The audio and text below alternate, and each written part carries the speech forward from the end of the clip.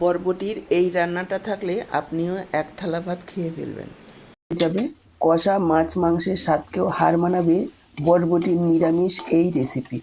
বরবটির এই রেসিপিটা একেবারেই সাধারণ, কিন্তু এর স্বাদ অসাধারণ। দর্শক বন্ধুরা, বরবটির আরও অনেক রেসিপি দেওয়া আছে আমার চ্যানেলে, আপনাদের অনেক ভালোবাসা পেয়েছি।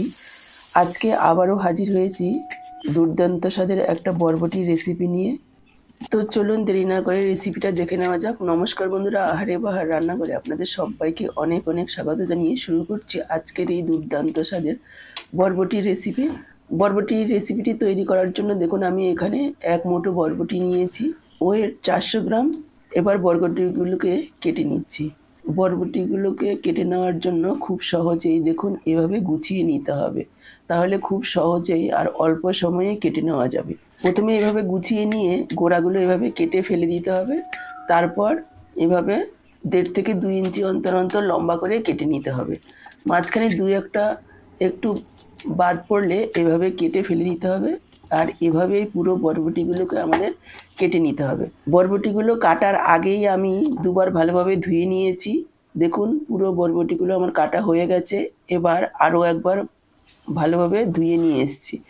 এদিকে দেখুন গ্যাসে কড়াই বসিয়ে দিয়ে দিলাম 1/2 কাপ জল। জলের পরিমাণটা এভাবে দিতে হবে যাতে জলটা আমাদের ফেলতে না হয়। এখানে আমি প্রথমে 1/2 কাপ পরিমাণে জল দিয়ে দিয়েছি, যদি প্রয়োজন হয় পরে সামান্য পরিমাণে আরও একটু দিয়ে দেব। এবার জল গরম হয়ে যাওয়ার পর দিয়ে দিচ্ছি সামান্য পরিমাণে একটু লবণ বা পরিমাণ মতো লবণ। বরবটিগুলোকে ভাপিয়ে নেব। দিয়ে দিচ্ছি বরবটিগুলো, লাগাতার এভাবে নাড়াচাড়া করে বরবটিগুলোকে ভাপিয়ে নেব যাতে 50% পর্যন্ত সেদ্ধ হয়, তার থেকে বেশি সেদ্ধ করব না। আর ঢাকাও দেব না, তাহলে সবুজ রঙটা আর সবুজ থাকবে না, কালচে রং এসে যাবে। ঢাকা না দিয়ে এভাবে নাড়াচাড়া করে বরবটিগুলোকে ভাপিয়ে নিতে হবে। দর্শক বন্ধুরা, পুরো ভিডিওটা দেখার অবশ্যই চেষ্টা করবেন, তাহলে ছোট ছোট টিপসগুলো ফলো করে একটা সাধারণ রান্নাও কিন্তু অসাধারণ হয়ে উঠতে পারে। একই রান্না একই মশলা, কিন্তু এক একজনের হাতের টেস্ট এক এক রকম হয়, একমাত্র টিপসগুলো ফলো করার জন্য।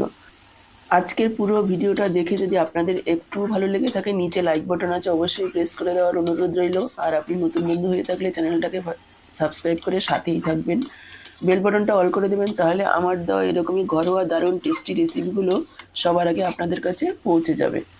এভাবে নাড়াচাড়া করতে করতে যখন দেখবেন জল শুকিয়ে গেছে, তাও 50% সেদ্ধ হয়নি, তাহলে সামান্য পরিমাণে একটু জল দিয়ে দিতে পারেন, কিন্তু প্রথমেই বেশি পরিমাণে জল দেবেন না, তাহলে জল ফেলে দিতে হবে। বরবটির যে ভিটামিনস বা পুষ্টিগুণ রয়েছে সেটা চলে যাবে। দেখুন আমি একবারে 1/2 কাপ পরিমাণ জল দিয়েছি, তাতেই খুব সুন্দরভাবে বরবটিগুলো সেদ্ধ হয়ে গেছে। এবার জলগুলো একেবারে টানিয়ে নিয়েছি, একেবারে শুকনো শুকনো করে আরও কিছুক্ষণ নাড়াচাড়া করে নিয়েছি। এবার বরবটিগুলো তুলে নিচ্ছি। ভাপিয়ে নেওয়া বরবটিগুলো তুলে নিয়েছি। এবার গ্যাসে অন্য একটা কড়াই বসিয়ে দিয়েছি, দিয়ে দিচ্ছি 2 চামচ সর্ষের তেল। এই রান্নাটা কিন্তু সর্ষের তেলেই সবথেকে বেশি ভালো লাগবে, অবশ্যই সর্ষের তেলে রান্না করার চেষ্টা করবেন। দিয়ে দিলাম 8-9টা শুকনো লঙ্কা। শুকনো লঙ্কাগুলোকে ভেজে নেব, তবে ভেজে একেবারেই কালো করব না, যাতে মুচমুচে হয় সেই পর্যন্ত শুকনো লঙ্কাগুলোকে ভেজে নেব। দেখুন লঙ্কাগুলো ভাজা হয়ে গেছে, এই পর্যন্তই ভাজতে হবে আমাদের। এবার তুলে নিচ্ছি। লঙ্কা তুলে নিয়ে দিয়ে দিলাম 2 চা চামচ সাদা গোটা জিরে। অবশ্যই জিরের পরিমাণটা একটু বেশি পরিমাণে দেওয়ার চেষ্টা করবেন। এবার জিরেগুলোকে ভেজে নিলাম, তবে ভেজে একেবারেই কালো করব না, কালারটা হালকা চেঞ্জ হবে। তারপরে দিয়ে দিলাম 1/4 চামচ হিং। যদি হাতের কাছে থাকে অবশ্যই একটু দেওয়ার চেষ্টা করবেন, এতে করে খেতে ভালো লাগবে। এবার দিয়ে দিলাম ভাপিয়ে রাখা বরবটি, একেবারে সামান্য একটু হলুদ গুঁড়ো দিয়ে দিলাম। এবার বরবটিটাকে ভেজে নিতে হবে, প্রায় 4-5 মিনিট সময় নিয়ে গ্যাসের ফ্লেমটাকে মিডিয়ামে রেখে এভাবে নাড়াচাড়া করে ভাজতে হবে, যাতে তলায় লেগে না যায় সেদিকে খেয়াল রাখতে হবে অবশ্যই। দেখুন লাগাতার নাড়াচাড়া করে বরবটিগুলোকে ভেজে নিয়েছি। এখানে কিন্তু আমি আর লবণ দিলাম না, যেহেতু ভাপানোর সময় লবণ দিয়েছি, সেই লবণ দিয়েই ভাজা হয়ে গেছে। আর জলটা যেহেতু ফেলিনি, পুরো লবণটাই এর মধ্যে রয়েছে, যদি প্রয়োজন হয় আমি পরে দেব। এবার তুলে নিলাম বরবটিগুলো, তুলে নিয়ে নিয়েছি এখানে শিলনোড়া, ভালোভাবে ধুয়ে পরিষ্কার করে নিয়েছি। বরবটিগুলোকে বেটে নেব। আপনারা চাইলে মিক্সার মেশিনেও বেটে নিতে পারেন, তবে শিলনোড়াতে বেটে নিলে সবথেকে বেশি টেস্ট আসে বরবটি ভর্তায়। আমি আজকে শিলনোড়াতে বেটে দেখাচ্ছি। আপনারা যদি চান মিক্সচার মেশিনে একই টেস্ট রেখে বরবটি ভর্তা খেতে বা যে কোনো ভর্তা খেতে, তাহলে কমেন্ট বক্সে কমেন্ট করতে পারেন। আমি অবশ্যই সেই ভিডিও নিয়ে আসার চেষ্টা করব। বরবটিগুলোকে আমি দুবার বেটে নেব। খুব বেশি মিহি করেও বাটবো না, আবার খুব বেশি দানা দানাও যাতে না থাকে সেভাবে বরবটিগুলোকে বেটে নেব। যেহেতু বরবটির পরিমাণটা একটু বেশি, একবারে বাটা যাবে না, দুবারে বেটে নিতে হবে। পুরো বরবটিগুলো একবার বাটা হয়ে গেছে, আমি আরও একবার বেটে নিচ্ছি। পুরো বরবটিগুলো বাটা হয়ে গেছে। এবার আমি নিয়ে নিলাম ভেজে রাখা শুকনো লঙ্কা। এখানে আপনারা চাইলে হাফ কাঁচা লঙ্কাও দিতে পারেন, আবার হাফ শুকনো লঙ্কাও দিতে পারেন, আবার চাইলে পুরোটা কাঁচা লঙ্কা দিয়েও করতে পারেন, তবে শুকনো লঙ্কার টেস্টটা ভালো হয়। এবার শুকনো লঙ্কাটাকে দেখুন একেবারে মিহি করে নিই, একটু বড় বড় দানা রয়েছে সেভাবেই শুকনো লঙ্কাটাকে বেটে নিয়েছি, তারপর এভাবে মেখে নিয়েছি। এবার দিয়ে দিলাম কিছুটা ধনেপাতা কুচি, আরও একবার মেখে নিচ্ছি। একেবারে তৈরি হয়ে গেছে বরবটি ভর্তা। এভাবে পাটায় মাখালে বরবটি ভর্তা বা যে কোনো ভর্তারই টেস্ট কিন্তু ভালো আসে। নিরামিষ বরবটি ভর্তা একেবারে তৈরি। এবার যারা পেঁয়াজ রসুন খান তারা ওই একই কড়াতে আরও 1 চা চামচ সর্ষের তেল দিয়ে দেবেন।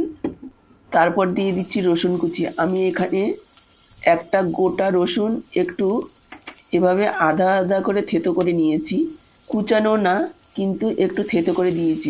একটু থেতো করে দিলে রসুনের যে একটা রস আছে সেটা বের হয়, আর এভাবে তেলের সাথে যখন মেশে তখন এর স্বাদ অনেক গুণ বেড়ে যায়। এবার রসুনটাকে ভেজে নেব। খুব বেশি কড়া করে ভাজবো না, হালকা লালচে করে রসুনগুলোকে ভেজে নিতে হবে। রসুনের পরিমাণটা একটু বেশি পরিমাণে দিলে খেতে ভালো লাগবে। এখানে একটা বড় সাইজের রসুন পুরোটাই আমি দিয়েছি।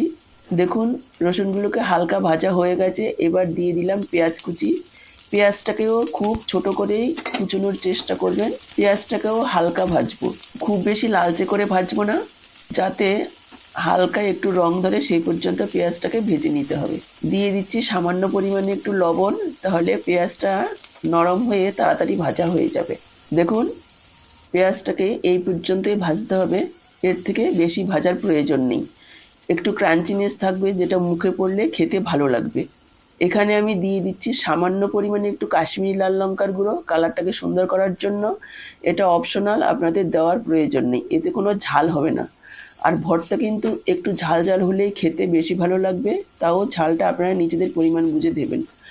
আরও একটু নাড়াচাড়া করে নিলাম। তৈরি হয়ে গেছে আমাদের রসুন পেঁয়াজ ভাজা। এবার তুলে নেব। রসুন পেঁয়াজটা এবার এই ভর্তার মধ্যে দিয়ে দেব আর ভালোভাবে মেখে নেব। আসল টেস্ট পাওয়ার জন্য কিন্তু এই কাজটা হাত দিয়েই করতে হবে। একেবারেই তৈরি হয়ে গেছে আমাদের 2 রকমের আমিষ নিরামিষ বরবটির ভর্তা।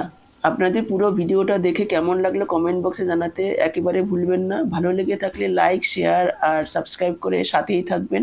আজকে এই পর্যন্ত, আবার দেখা হবে এরকমই দারুণ টেস্টি কোনো রেসিপির সাথে। সবাই ভালো থাকবেন, সুস্থ থাকবেন। আপনাদের সব্বার সুস্থ থাকার শুভকামনা জানিয়ে এখানেই শেষ করছি।